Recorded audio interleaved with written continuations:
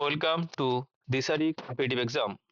আজ আমরা এসএসসির জিকে মানে স্টাফ সিলেকশন কমিশন যে ধরনের জিকে পরীক্ষায় দেয় এই ধরনের 25টা অতি গুরুত্বপূর্ণ জিকে নিয়ে আলোচনা করছি। এগুলি upcoming CGL, CHSL, MTS, GD constable এছাড়াও সমস্ত পরীক্ষার জন্য খুবই গুরুত্বপূর্ণ। দেখো, প্রথম প্রশ্নটা আছে, Norman Ernest Borlaug was awarded the in 1970 for his contribution to the green revolution. 1970-এর দশকে সবুজ বিপ্লবের জন্য নরম্যান বোরলগ কোন পুরস্কারটা পেয়েছিলেন? অপশন এ বলছে, ওয়ান বলছে Nobel prize in chemistry, option two Nobel prize in philosophy, option three Nobel prize in physics, option four বলছে নোবেল পিস প্রাইজ, শান্তিতে নোবেল পুরস্কার। তিনি 1973 সালে, ঠিক আছে, কি পেয়েছিলেন না নোবেল পিস প্রাইজ পেয়েছিলেন, নোবেল পিস প্রাইজ। ঠিক আছে, এই নরম্যান আর্নেস্ট বোরলগকে বলা হয় father of green revolution, father of green revolution.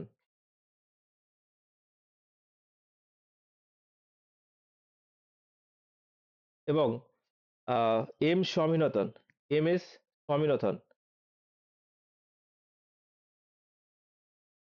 এনাকে বলা হয় father of Indian green revolution.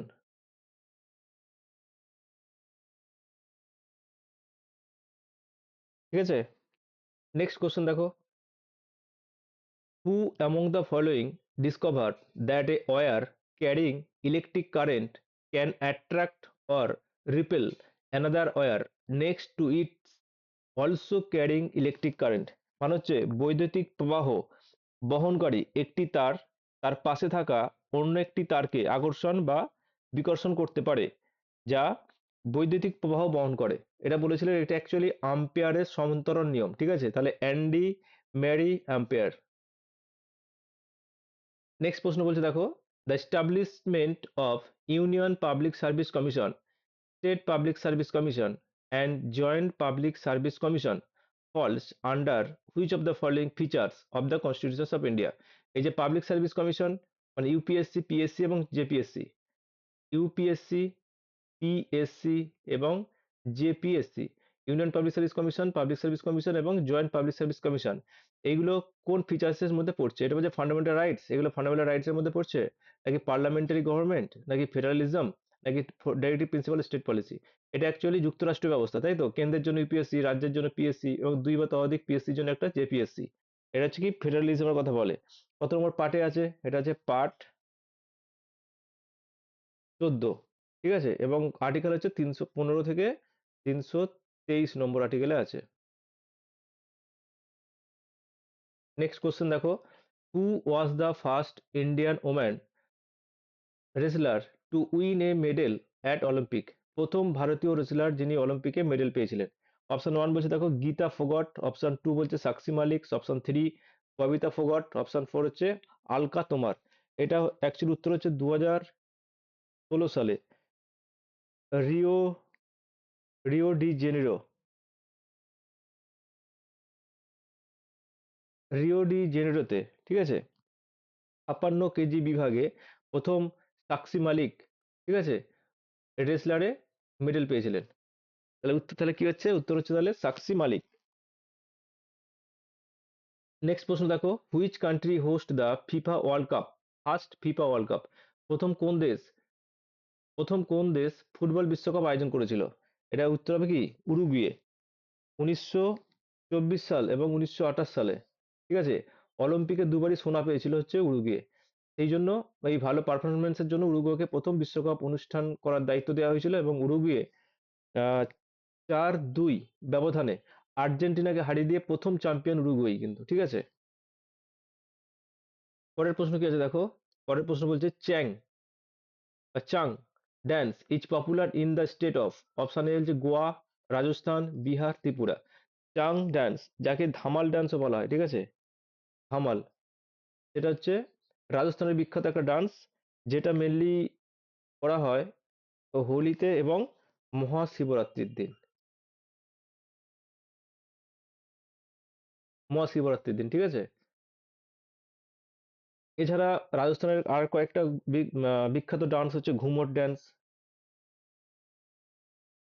ঘুমার, ঠিক আছে, তারপরে কালবেলিয়া, কালবেলিয়া। এছাড়া আছে গদি ড্যান্স, ছড়ি ড্যান্স, ঠিক আছে, এগুলো সব রাজস্থানের বিখ্যাত ফোক ড্যান্স। নেক্সট বলছে দেখো, হু রোট দ্য বুক গুলামগিরি, এই গুলামগিরি লেখক কে?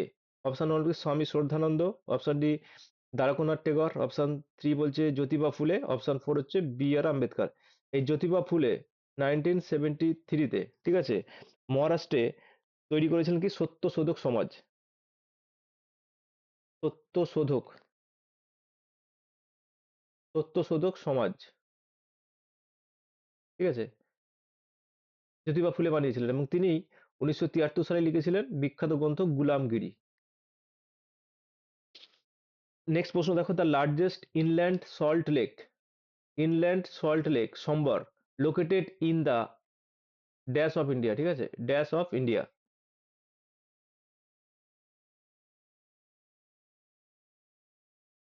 এক হচ্ছে সাউথ ওয়েস্ট, অপশন দুই বলছে নর্থ ইস্ট, অপশন থ্রি হচ্ছে নর্থ ওয়েস্ট, অপশন ফোর হচ্ছে সাউথ ইস্ট। এটা অ্যাকচুয়ালি উত্তর হচ্ছে 64 কিলোমিটার জয়পুর থেকে, ঠিক আছে, জয়পুর থেকে 64 কিলোমিটার নর্থ ওয়েস্টে অবস্থিত, নর্থ ওয়েস্টে অবস্থিত। জয়পুরের নর্থ ওয়েস্টের 64 কিলোমিটার দূরে হচ্ছে কি সম্বর লেক অবস্থিত, যেটা সল্ট উৎপাদনের জন্য বিখ্যাত, মানে লবণ তৈরির জন্য সম্বর লেক বিখ্যাত। পরের প্রশ্ন আছে দেখো, which article of the constitutions deal with citizenship, ঠিক আছে, কোন আর্টিকেলটা সিটিজেনশিপ আছে? অ্যাকচুয়ালি ভারতবর্ষে কি ধরনের সিটিজেনশিপ আছে? সিঙ্গেল, তাই তো, সিঙ্গেল সিটিজেনশিপ, যেটা নেওয়া হয়েছে কোত্থেকে? ইউকে থেকে, ইউনাইটেড কিংডম বা ব্রিটেন থেকে নেওয়া হয়েছে। সিটিজেনশিপ পার্ট নম্বর আছে টু, পার্ট টু, তাই তো, 5 থেকে 11। তাহলে অপশন কি হচ্ছে? অপশন হচ্ছে তাহলে টু, আর্টিকেল 5 থেকে 11 নম্বর ধারা আছে কি সিটিজেনশিপ। অপশন, পরের প্রশ্ন দেখো কি আছে, on 7th November 2022 the supreme court of India upheld the reservations for the weaker sections, EWS, economical weaker sections. Which of the following amendment brought these reservations in the first place? তাহলে এই যে EWS যে রিজার্ভেশনটা economical weaker সেকশনদের জন্য যে reservation, সেটা কত নম্বর অ্যামেন্ডমেন্টের মাধ্যমে করা হয়েছিল? এর উত্তর হবে 103 অ্যামেন্ডমেন্ট অ্যাক্ট 2022। নেক্সট প্রশ্ন দেখো কি আছে না, who is the Indian batsman after whom the Ranji trophy is named, Ranji trophy কার নামে খেলা হয়? অপশন ওয়ান বলছে রঞ্জিত ওয়াদেকার, অপশন টু হচ্ছে রঞ্জিত প্যাটেল, অপশন থ্রি হচ্ছে রঞ্জিত সিং বেদি, আর অপশন ফোর হচ্ছে রঞ্জিত সিং। উত্তর তাহলে কি হবে? রঞ্জি ট্রফি খেলা হয় এই রঞ্জিত সিং, ঠিক আছে, এই রঞ্জিত সিং এর নামে হচ্ছে রঞ্জি ট্রফি। পরের প্রশ্ন কি আছে দেখো, who among the following Delhi sultan, কোন Delhi sultan rule took the policy of blood and iron to deal with the Mewati community, এই মেওয়াটি কমিউনিটির এগেনস্টে ব্লাড এবং আয়রন নীতি নিয়েছিলেন কে? অপশন এ বলছে বলবন, অপশন দুই হচ্ছে রাজিয়া, অপশন থ্রি হচ্ছে কুতুবুদ্দিন আইবক, অপশন ফোর হচ্ছে ইলতুৎমিশ। এটা তাহলে উত্তর কি হবে? বলবন, ঠিক আছে, বলবনের যে পলিসি সেটা হচ্ছে ব্লাড অ্যান্ড আয়রন নীতি, রক্ত এবং লৌহ নীতি। নেক্সট প্রশ্ন দেখো, which is the natural habitat on the Asiatic lion in India, ভারতবর্ষে এশিয়াটিক লায়ন কোথায় ন্যাচারালি পাওয়া যায়? দেখো, অপশন হচ্ছে কাজিরাঙ্গা ন্যাশনাল পার্ক, অপশন দুই হচ্ছে Dudhwa national park, option three Sundarban, আর অপশন ফোর হচ্ছে গির ফরেস্ট। এই যে এশিয়াটিক লায়ন, এটা হচ্ছে পাওয়া যায় অ্যাকচুয়ালি কোথায়? গির ফরেস্ট, যেটা অবস্থিত কোথায়? গুজরাটে, গুজরাটের গির ফরেস্টে এশিয়াটিক লায়ন পাওয়া যায়, ঠিক আছে। এই গুজরাটের গির ফরেস্টের টোটাল আয়তন হচ্ছে 1412 স্কয়ার কিলোমিটার, ঠিক আছে। নেক্সট প্রশ্ন দেখো, Hemis festival is associated with which of the following religion, Hemis festival কোন রিলিজিয়নের সাথে সম্পর্কিত? অপশন ওয়ান হচ্ছে হিন্দুজম, অপশন টু হচ্ছে জৈনিজম, অপশন থ্রি বলছে বুদ্ধিজম, অপশন ফোর হচ্ছে শিখজম। তাহলে হেমিস ফেস্টিভ্যাল বুদ্ধিজম, ঠিক আছে, বৌদ্ধদের। এটা কোথায় পালন করা হয়? লাদাখে, ঠিক আছে। লাদাখের যে হেমিস মোনাস্ট্রি আছে, লাদাখের হেমিস মোনাস্ট্রিতে, এই হেমিস ন্যাশনাল, সরি হেমিস মোনাস্ট্রিতে যে হেমিস ফেস্টিভ্যাল সেটা পালন করা হয়, সেটা অ্যাকচুয়ালি কাদের? বুদ্ধিজম, ঠিক আছে। আচ্ছা, লাদাখ তিব্বেতিয়ান বুদ্ধিজম, ঠিক আছে, TIBETN, তিব্বতিয়ান যে বুদ্ধিজম, তার যে প্রতিষ্ঠাতা ধরা হয় তার নাম হচ্ছে গুরু পদ্ম সম্ভবা, গুরু পদ্ম সম্ভবা।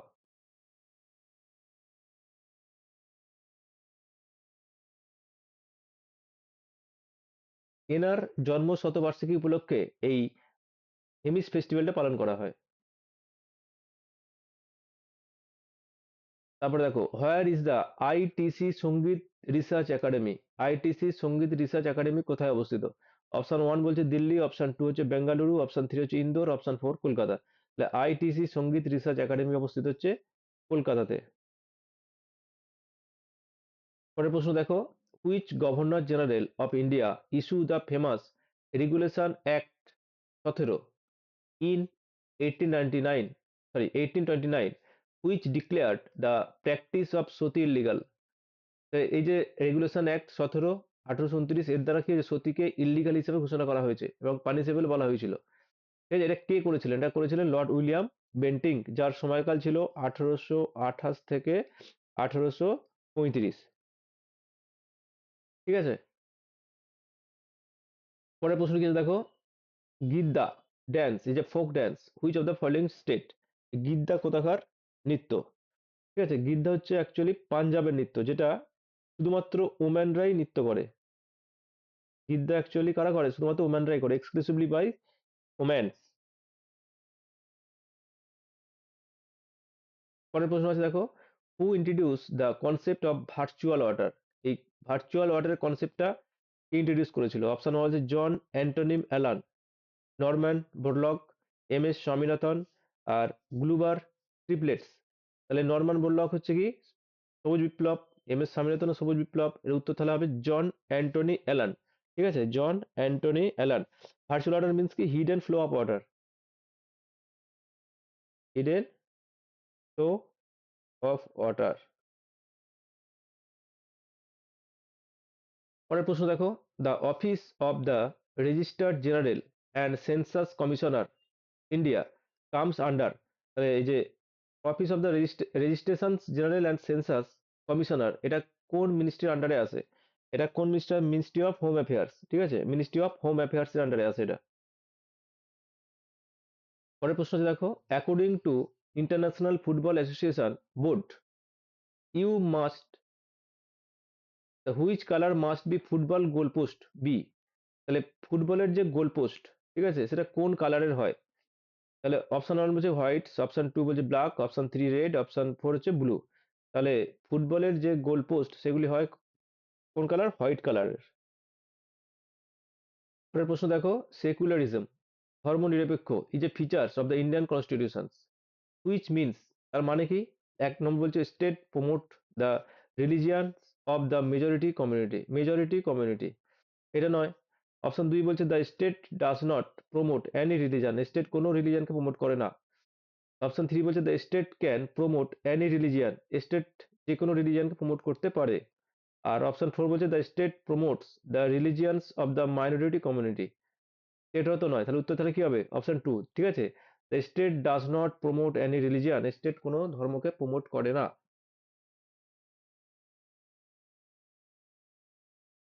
পরের প্রশ্ন দেখো, which of the following is the official language of Tripura? ত্রিপুরার অফিসিয়াল ল্যাঙ্গুয়েজ কি? মিজো, খাসি, ককবরক, আর হচ্ছে গারো। তাহলে ত্রিপুরার যে অফিসিয়াল ল্যাঙ্গুয়েজ সেটা হচ্ছে ককবরক। পরের প্রশ্ন দেখো, which country's national game is chinlone? ঠিক আছে, চিনলোন অথবা ক্যানিবল, চিনলোন বা ক্যানিবল। অপশন 1 বলছে Afghanistan, option 2 Myanmar, option 3 China, option 4 হচ্ছে ফুটবল। তাহলে এই যে চিনলোন, ঠিক আছে, বা ক্যানিবল, এটা হচ্ছে মায়ানমারের ন্যাশনাল গেমস।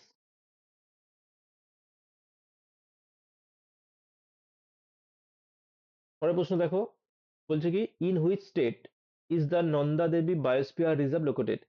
এই নন্দা দেবী বায়োস্ফিয়ার রিজার্ভ কোন রাজ্যে অবস্থিত? অপশন 1 হিমাচল প্রদেশ, অপশন 2 বলছে আসাম, অপশন 3 উত্তরাখণ্ড, অপশন 4 হচ্ছে উড়িষ্যা। তাহলে নন্দাদেবী বায়োস্ফিয়ার রিজার্ভ হচ্ছে কোথায়? উত্তরাখণ্ডে অবস্থিত, যেটা ইউনেস্কো ওয়ার্ল্ড হেরিটেজ সাইটের মধ্যে আছে, যেটা 2004 থেকে স্বীকৃত। কি স্বীকৃত না? World network of biosphere,